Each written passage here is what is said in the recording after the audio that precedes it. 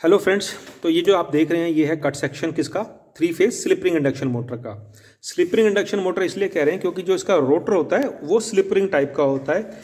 AC मोटरों में rotor जो होते हैं दो तरह के होते हैं, एक तो ये जो स्लिप रिंग मोटर है और दूसरा है स्क्विरल केज। स्क्विरल केज में क्या होता है कि रोटर के अंदर एक्सटर्नल रेजिस्टेंस ऐड करने का कोई प्रावधान नहीं होता है, जिसकी वजह से उसकी स्टार्टिंग टॉर्क बहुत कम होती है। अब ये जो स्लिप रिंग मोटर है ये देखिए आप, ये रोटर के अंदर स्लिप रिंग लगे हैं और स्लिप रिंग से जो 3 तारें हैं वो यहाँ पर आकर मिल रही है हमें, यानी कि रोटर के आउटपुट जो है वो यहाँ पर आ रही है। आउटपुट नहीं बोलेंगे हम, उसको कहेंगे कि रोटर के कनेक्शन यहाँ पे आ रहे हैं और यहाँ पर आप एक्सटर्नली कोई रेजिस्टर लगाकर, ठीक है, स्टार्टिंग में रेजिस्टर लगा सकते हैं और रेजिस्टर जैसे जैसे मोटर की स्पीड बढ़ती जाएगी आप रेजिस्टर को जो है वो धीरे धीरे आउट कर देंगे। उससे क्या होगा कि मोटर को स्टार्टिंग टॉर्क बड़ी अच्छी मिलती है।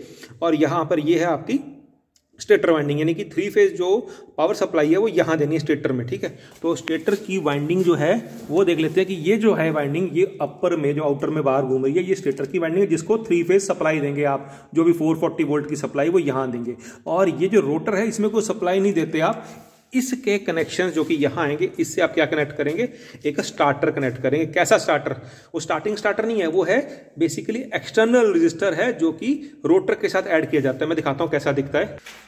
ये है जी स्टार्टर या एक्सटर्नल रजिस्टर, ठीक है। इसको यहाँ पर स्लिप रिंग मोटर के रोटर के साथ ऐड किया जाता है। ये 3 वायरें हैं, ये तीनों वायरें जो हैं ये जाएंगी रोटर के साथ RYB तीनों फेजेस में, करेक्ट। और जैसे हम इसको, इसके अंदर हैंडल है यहाँ पर, ये हैंडल सबसे पहले हम बिल्कुल जीरो में रखेंगे तो उससे क्या होगा कि सारा का सारा जो रेजिस्टेंस है वो सीरीज में होगा। किसके साथ?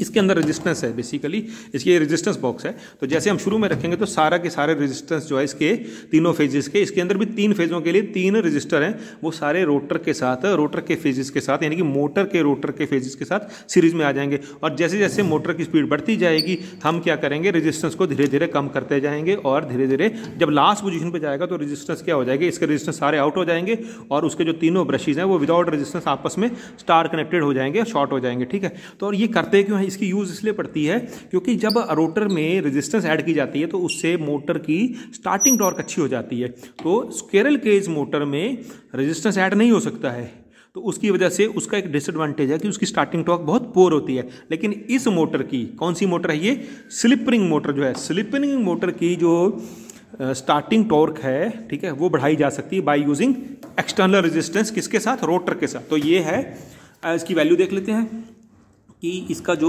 इनपुट है, यानी कि जो स्टेटर को आउटपुट इनपुट आएगी मोटर में, ठीक है, वो यहाँ नहीं आएगी, ठीक है ना, वो स्टेटर की बात हो रही है। तो ये उन मोटरों के लिए यूज होगा जिसकी 5 HP तक की पावर है और 440 वोल्ट इनपुट है, 8 एम्पेयर की मोटर है, ठीक है। और जो स्टेटर है, रोटर है आपका, रोटर में जो वोल्टेज इंड्यूस होगी, क्योंकि रोटर घूम रहा है ना अंदर, तो उसमें भी वोल्टेज इंड्यूस होगी, तो वो इलेक्ट्रोमैग्नेटिक इंडक्शन से वो 167 वोल्ट रहेगी और 14.3 एम्पेयर रहेगा, ठीक है। तो ये यहाँ पर जो एक्सटर्नल रेजिस्टेंस है वो यहाँ पे ऐड होना है, ठीक है। और यहाँ पे क्या देना है आपने, यहाँ पे मेन पावर सप्लाई देनी है, ठीक है। और ये देख लीजिए फिर से एक बार, ये ब्रशेज हैं, ठीक है, ये ब्रशेज हैं और ये ब्रशेज किसके ऊपर मूव कर रहे हैं, आपके स्लिप रिंग के ऊपर। तो ये स्लिप रिंग मोटर है, ठीक है। और ये जो पार्ट है आपका जो दिख रहा है यहाँ पे कट सेक्शन के अंदर, ये स्टेटर का पार्ट है और इम्पेलर है। मैं एक और मोटर दिखाता हूँ, स्लिप रिंग।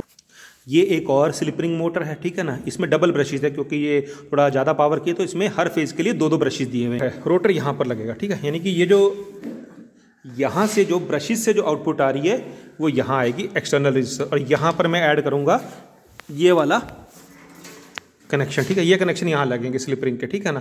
ये तो हो गए यहाँ पे, ठीक है। और स्टेटर को ये है, अच्छा, ये जो पैनल है ये इनपुट पावर है, यानी कि जैसे मैं ब्रेकर ऑन करूँगा, ब्रेकर ऑन करते यहाँ सप्लाई आ जाएगी और यहाँ से मुझे सप्लाई उठा के कनेक्शन देने हैं, कहाँ, यहाँ पे देने हैं। यानी कि जो मेन रोटर मोटर को जो इनपुट है वो यहाँ पे अवेलेबल है और हमको एक्सटर्नली यहाँ पे कनेक्ट करना है, ठीक है। यानी कि जैसे ये स्टेटर है वैसे ही दूसरी मोटर में स्टेटर वाइंडिंग कौन सी है, ये वाली, ठीक है। तो यहाँ पर इनपुट आएगी, जैसे यहाँ पे इनपुट आ रही है और यहाँ पर क्या है, एक्सटर्नल रेजिस्टेंस ऐड हो रहा है, वैसे ही इस मोटर में इनपुट यहाँ पर आ रही है। ये पैनल की इनपुट है, 3 फेज यहाँ पे हमेशा अवेलेबल होगी जब आप इसका आइसोलेटर ऑन करेंगे, ठीक है ना। तो यहाँ पर इनपुट अवेलेबल है, तो ये जाएगी आपकी स्टेटर को इनपुट 3 फेज 440 वोल्ट, और ये है रोटर के स्लिप रिंग को एक्सटर्नल रेजिस्टेंस, यानी कि ये वाली रेजिस्टेंस ऐड करने के लिए, ठीक है। तो आई होप कि आप अगर प्रैक्टिकल करेंगे तो बहुत अच्छे तरीके से अब आप कनेक्ट कर पाएंगे। मिलते हैं अगले वीडियो में। Thank you.